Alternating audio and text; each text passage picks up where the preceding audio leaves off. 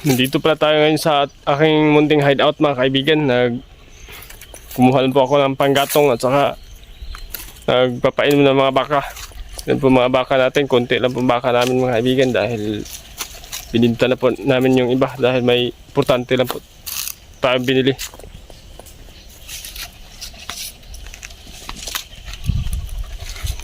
Ito po yung mga kahoy ko dito sa munti kong hideout.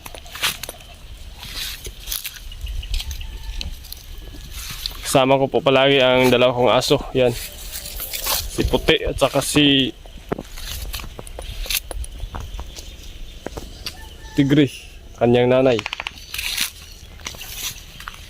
Shoutout nga po pala kay Gino Humawas na nag-share sa ating video, pati na kay Rene Sanchez, kay Auntie Nancy Saturnino dyan sa may Paliparan, Cavite, pati na rin sa kanyang husband na si Tito Freddy Saturnino na nag-share din ng ating video mga kaibigan. No?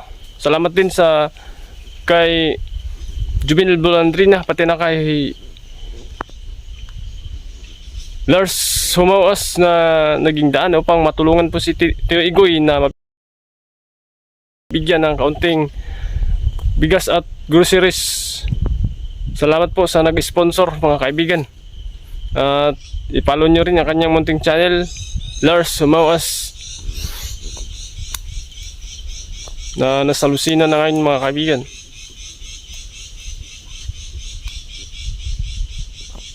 Pag ako nga po pala ang tumulong mga kaibigan, no, ay hindi po itsura at physical na kanyuhan ang aking tinitignan or panlabas na nyo, kundi ang karakteristik at puso ng isang tao ang atin pong binabasihan pag tumutulong po tayo mga kaibigan, yung talagang tunay na kailangan at deserving, dapat. Kaya suportahan nyo po ang aking mga ginagawa ngayon. Itong aking munting channel ay follow nyo rin para sa darating mga araw ay makakatulong din po ako sa mga taong higit na nangailangan at deserving, dapat.